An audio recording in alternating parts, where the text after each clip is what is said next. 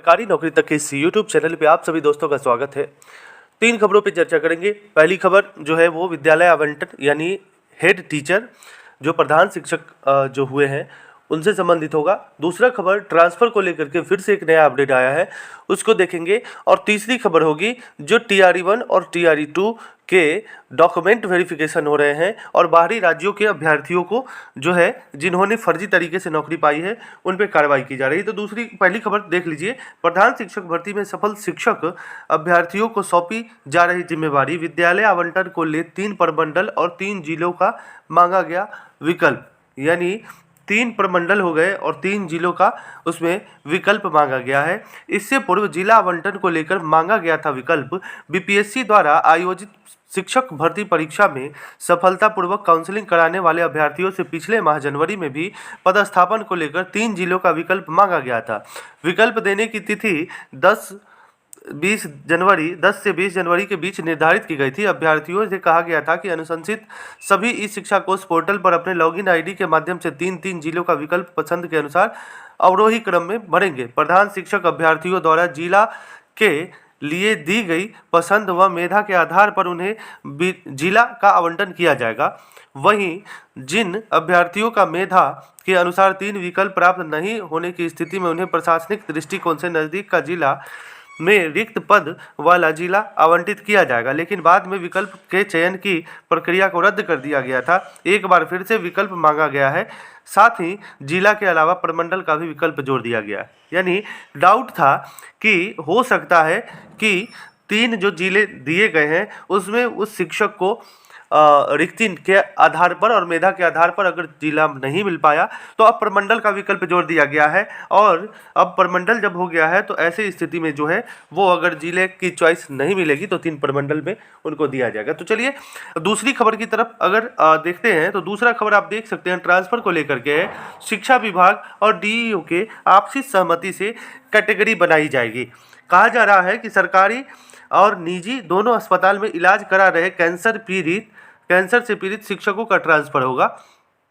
और कैंसर से पीड़ित ट्रांसफ़र जो होंगे के शिक्षक जो होंगे उनका पहले ट्रांसफ़र होगा और उनके डॉक्यूमेंट का पहले जांच होगा कि उनका किस आधार पर जो है वो इलाज चल रहा है। मुख्यालय से कोडिंग का ट्रांसफ़र रोस्टर जिले को भेजा जाएगा। शिक्षा विभाग, आगे देख लेते हैं इसमें क्या क्या डिटेल्स दिए गए हैं।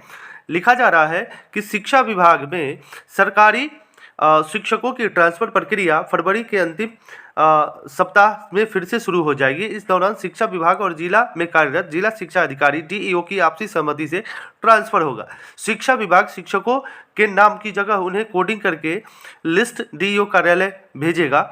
उसके बाद DEO कोडिंग के आधार पर स्कूल आवंटित करके उसकी लिस्ट मुख्यालय को मेल करेंगे, तब ट्रांसफ़र प्रक्रिया पूरी की जाएगी। पहली लिस्ट में कैंसर पीड़ित शिक्षकों का ट्रांसफ़र होगा। इस दौरान कैंसर की कैटेगरी तय होगी। इसके बाद ट्रांसफ़र की प्रक्रिया पहले और बाद के आधार पर की जाएगी। कैंसर पीड़ित मरीजों की रिपोर्ट के आधार पर रिपोर्ट और डॉक्टर की पर्ची की जांच होगी। नियमानुसार पहले प्राइवेट डॉक्टर और हॉस्पिटल के इलाज कराने वाले का ट्रांसफ़र नहीं हो रहा था, इसके लिए सरकारी हॉस्पिटल की रिपोर्ट जरूरी थी।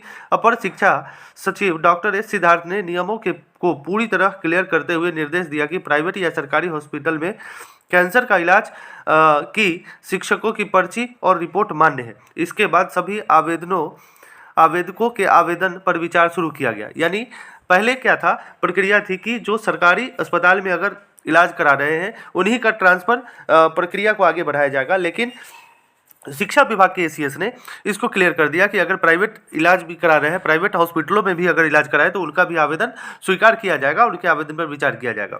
16 अधिकारियों की टीम जो है वो बन चुकी है, ये सब लोगों को पता है। और ट्रांसफ़र के लिए 16 अधिकारियों की टीम बनाई गई है। इसके लिए 1 सप्ताह पहले 1 दिवसीय ट्रेनिंग दी गई, जिसमें शिक्षकों के आवेदनों की जाँच के बाद आगे की प्रक्रिया शुरू की जा सके। इस दौरान आवेदनों की जाँच, ट्रांसफ़र की कैटेगरी, स्कूल के चयन सहित अन्य प्रक्रिया के बारे में भी जानकारी दी गई। ट्रेनिंग के बाद 16 अधिकारियों को अलग अलग काम दिया गया है। इसमें ट्रांसफ़र पोस्टिंग, ई शिक्षा कोर्स पोर्टल पर जांच सहित अन्य काम दिए गए हैं। तो ये अच्छी खबर है कि 16 अधिकारियों को अलग अलग कार्य दिए गए हैं और इस आधार पर जो है वो ट्रांसफ़र की प्रक्रिया को आगे बढ़ाएगा। अब चूंकि बात ये है कि किस आधार पे, अब जो आधार जो बन रहा है, तो पहले कैंसर पीड़ित शिक्षकों का होगा। तो कैंसर पीड़ित शिक्षकों की कुल संख्या जो है वो 60 है और इन 60 के पहले सभी प्रमाण पत्र जांच होंगे। प्रमाण पत्र इट मीन्स की जो वो इलाजरत है उनके प्रमाण पत्र जांच होंगे और उसके बाद इसके ट्रांसफर की प्रक्रिया को आगे बढ़ाया जाएगा। 1,90,000 आवेदन है। बिहार में ट्रांसफर के लिए 15 दिन में 1,90,000 शिक्षकों ने आवेदन किया था। इसमें 60 कैंसर रोगी, 2579 गंभीर बीमारी से ग्रसित शिक्षक, इसके साथ ही पति पत्नी के आधार पर जो है वह 16,356 शिक्षकों ने ट्रांसफर के लिए आवेदन किया है।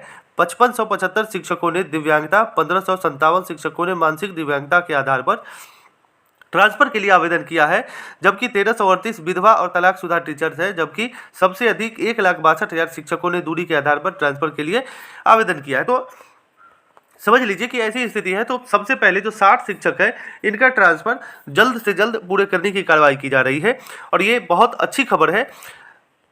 मिलते हैं अगले वीडियो में, तब तक के लिए गुड डे।